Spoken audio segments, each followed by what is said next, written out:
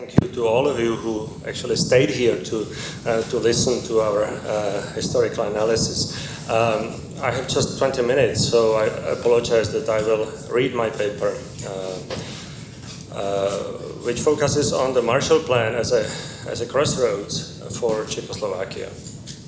The Marshall Plan offer was undoubtedly a significant milestone in the process of the post-war dividing of Europe, but it was certainly not an intention of its architects.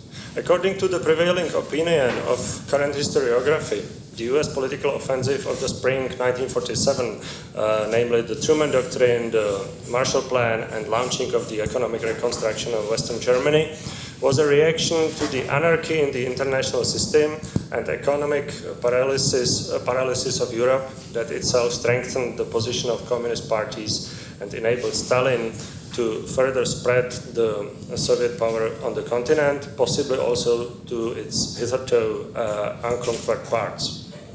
On the other hand, it is clear that the Marshall Plan stemmed from the best traditions of American universalism, and as such, it offered the governments of East Central European countries a chance to participate. Its major architects, George Kennan and Marshall's deputy Dean Acheson, had quite an unambiguous opinion in this respect.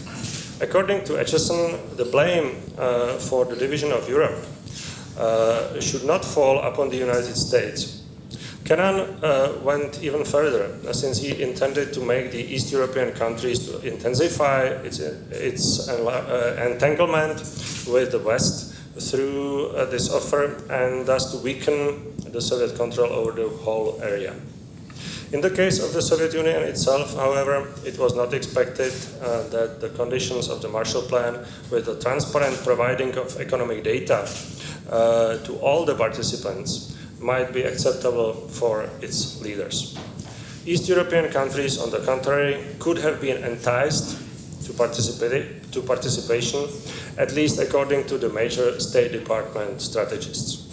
Some authors, such as the Hungarian historian László Borhy and many others, have pointed out that this offer came too late, since the Soviet grip over these countries was by then already too tight. This was certainly true for the Balkan countries, Poland, and even Hungary.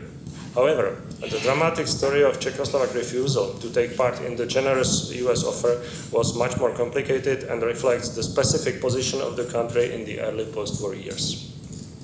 The story is usually embodied in a sketch with Jan Masaryk, the son of the President Liberator Tomáš Garik, infamously starring the major role.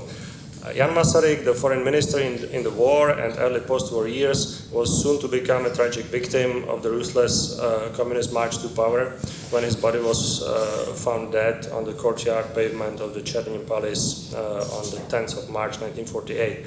Whether it was a murder or a demonstrative suicide, the image dated 8 months earlier, namely July 1947, says much more about Czechoslovakia's foreign policy in the 1940s. It depicts Masaryk reportedly saying that he just returned from Moscow as a Stalin's lackey, no matter that only a few days earlier he had left for the Soviet capital as the foreign minister of independent Czechoslovakia. Like all of a sudden, genuine independence was allegedly lost, and Czechoslovakia became a Soviet satellite. Before I explain why this historical image has not much in common with reality, let us first sum up what really happened in early July 1947 with respect to the Marshall Offer and Czechoslovakia. Initially, the country's key politicians, from President Beneš downwards, expressed their interest in the project and stressed above all the economic profit that was to be potentially open for the post-war economy of the country. Accordingly, on the 4th of July 1947, the government unanimously decided to dispatch a Czechoslovak delegation to the conference in Paris, irrespectively of the fact that only 2 days earlier, Vyacheslav Molotov, the Soviet foreign minister, demonstratively led his numerous delegation away from the preliminary conference of foreign ministers of Britain, France, and the Soviet Union.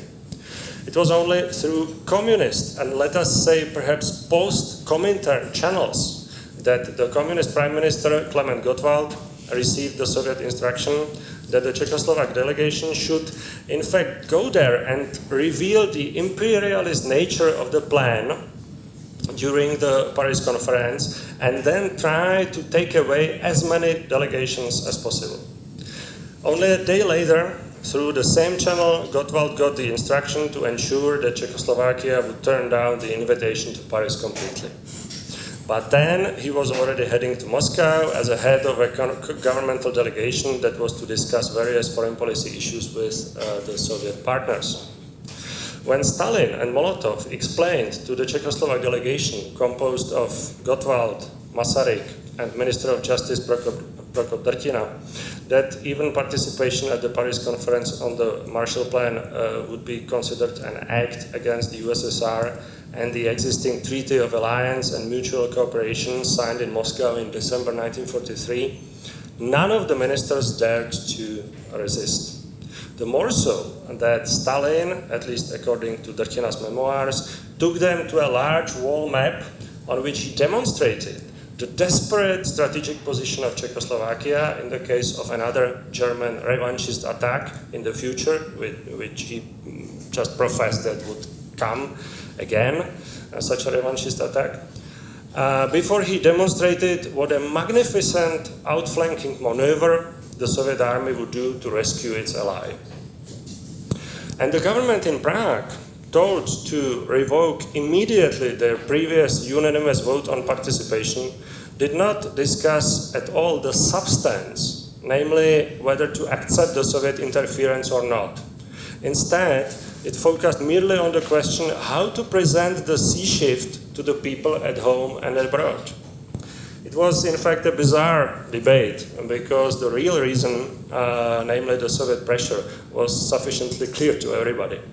Indeed, the term New Munich was frequently used amongst the population afterwards, but this time, unlike in September 1938, the Czechoslovak sovereignty was trampled by the leading Czechoslovak politicians themselves, who simply accepted the Soviet pressure. Those familiar with the conduct of Czechoslovakia's foreign policy knew only too well that the refusal was yet another logical step on the path of Czechoslovakia's subservience to the Eastern power. The US Embassy in Prague, for example, was much more astonished by the original Czechoslovak acceptance of the invitation than by its subsequent unforced refusal. And the British ambassador Philip Nichols reported from Prague that although the unanimous decision of the government, again unanimous, decision of the government on the 10th of July to withdraw its previous acceptance of the invitation to the Paris Conference constituted the greatest shock that the country had received since the liberation.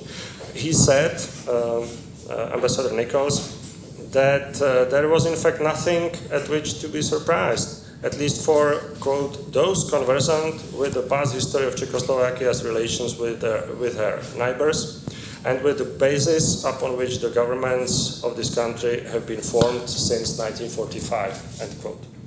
He added that since the signing of the Treaty of Alliance between Czechoslovakia and Soviet Russia in December 1943, the Czechoslovaks had ceased to be free agents in major questions of foreign policy.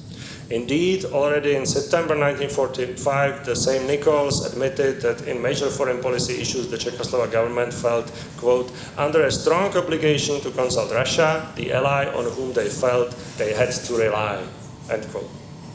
These were really exact analysis. Indeed, there was a lot of belief in the Czechoslovak foreign policy course, which was repeatedly called the only possible one, even by the most pro-Western politicians. Ministers of all the political parties demonstrated this during an important visit of a delegation of 11 members of the US Senate Committee on Foreign Relations and House Committee on Foreign Affairs, led by Howard Smith and Karl Mundt, in Prague in late September 1947. At a dinner held in Ambassador Lawrence Steinhardt's majestic residence in Bubenec, in which prominent members of the Czechoslovak government, including Klement Gottwald, Vladimír Klementis, Jaroslav Stransky, and Hubert Rybka, took part, they wondered why Czechoslovakia had refused the Marshall offer and whether in the future the country would be able to decide freely on acceptance or non-acceptance of any further US credits. Vladimír Klementis, the Communist Secretary of State in the Ministry of Foreign Affairs, was the major speaker. And his reasoning was approvingly commented on by the other members of the government, both from the communist and the non-communist camp. Klementis explained the Czechoslovak mistrust of the Marshall Plan, because of fear of the economic revival of Germany as the major potential threat to Czechoslovakia's security, especially through the help to the German heavy industry. The Czechoslovak ministers thought that in the future this potential might be used for German rearmament and unleashing of a new war. Quote, "You must try to understand our deep-seated fear of Germany," begged the National Socialist Vice Premier Petr Zenkel, while Jaroslav Stransky, the Minister of Education for the same party, declared that the powerful Russia stood as a guardian of the Czechoslovak rights. Klementis and Stransky even stressed that there was no interference in foreign policy from Moscow. What a difference this was from what the US delegation had heard 4 days previously in Helsinki, the capital of another country that had also refused the Marshall Plan offer. Minister of Foreign Affairs Karl Enkel explained the reasons, quote, "While we consider it as an economic matter, the Marshall Plan, the Soviet government announced that it was a political plan leveled against her." And he further begged his US partners, "You must understand, gentlemen, we are in complete dependence on our eastern neighbor. Caught in the midst of such conflict might put us in a position of a reduction of our freedom." End quote. And President Juho Kusti Paasikivi added, "Our policy must always be never to get involved in this controversy. We must stay aside. We must be as neutral as possible." The US record of this talk, which I really like, is concluded with the following words, quote, "Finally, it was suggested that Finland, being in the middle, it moved to America. This idea was accepted with appreciative enthusiasm," end quote.